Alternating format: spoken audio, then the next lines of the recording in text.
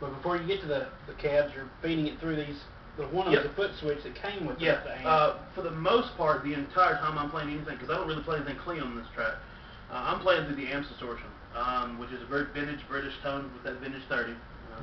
But then whenever I keep it, during the rhythm tracks, just for the chords, I play through the single first dirty channel, the yada yada. And then whenever I'm doing my our harmonization at the first, and then like the small little, I'm playing through the secondary lead channel, which is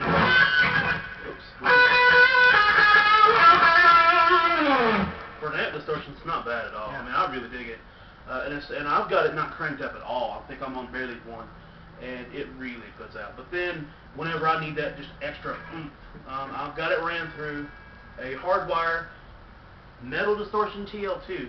Digitech. Yeah, it's a Digitech boutique pedal. And I'm going to say, before I'm going to give them a little shameless plug here, I'm a boss man through and through. I don't like Digitech. I don't even like his pedal. But for his stuff, it sounds fine. I won't buy it. But then I saw this at Gary's, same shop. Everywhere I bought all my stuff is from Gary's. Miracle Music. Auger, Tennessee. Yep. Whenever I saw this pedal, it just blew my mind.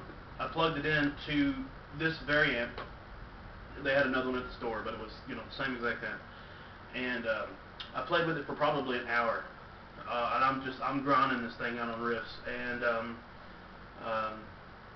I was like, I want this, and then I'll get it when my tax comes in. And as soon as it came in, I went and picked it up, and I also picked up the enclosure speaker the next year with the tax check. But I love it. It's pretty dynamic too. I'm not going to go through all the stuff. Maybe we'll shoot another lesson sometime and play with our effects. Let's do a little sound. This is what it sounds like on clean. Just and I'll go to the jazz pickup. And he doesn't even have this thing cranked. It's actually lower in volume than his amp distortion is, I've noticed. And it puts out.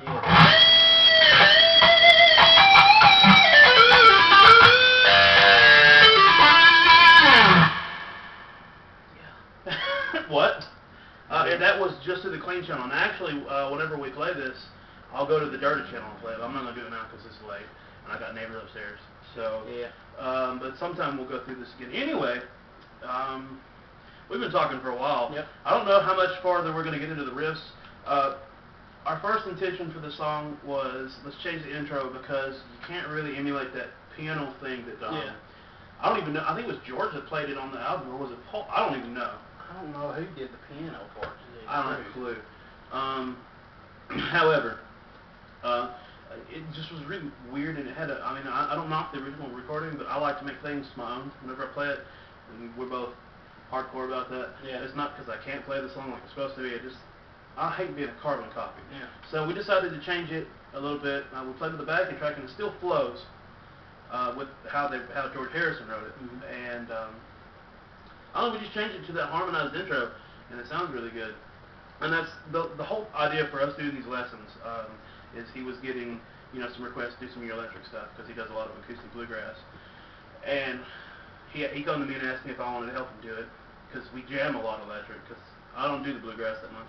And I told him the most important thing to me was whenever we do these lessons that I want to break down what you can't find on YouTube. Like sometime we're going to go through this showing the difference between solid state and tube amps because he plays through a solid state, I play through a tube. I swear by tube. He likes solid state because it's just preference. And cheaper. It's way cheaper. But sometimes you can't sacrifice for tone. To me, and for him, he finds ways around it and gets some incredible tone.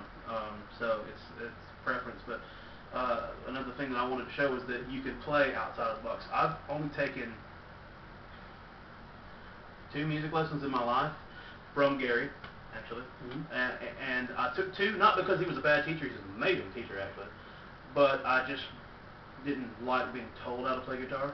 I thought maybe it would help me to get over a plateau, and it really did, actually. The one thing I learned was how to hold my pick properly, because I'd always hold it wrong, and that was the one thing that Gary taught me. And man, I shot out of there. I'm not an amazing player, but I really shot out after that. The only other lessons I had was just, me and him jamming together. So the important thing that I would like to touch on is how you can improv on basically anything. And it doesn't matter. Because like B.B. King said it best, is you can't play the guitar wrong. And if you play a wrong note, play it again. because people think you meant to do it. Yeah, exactly. So, yeah. anyway, and I'll so talk Gavin. I'd say we're probably over our time on this video, so we'll that's a rundown of our gear for you. And I guess the next video we'll work on some of the breakdown of some of the song and how we come up with some of these riffs and the thought process. It's going to be the hardest part to explain, I think, is what goes on in our head, like, you know, shapes or chords or whatever.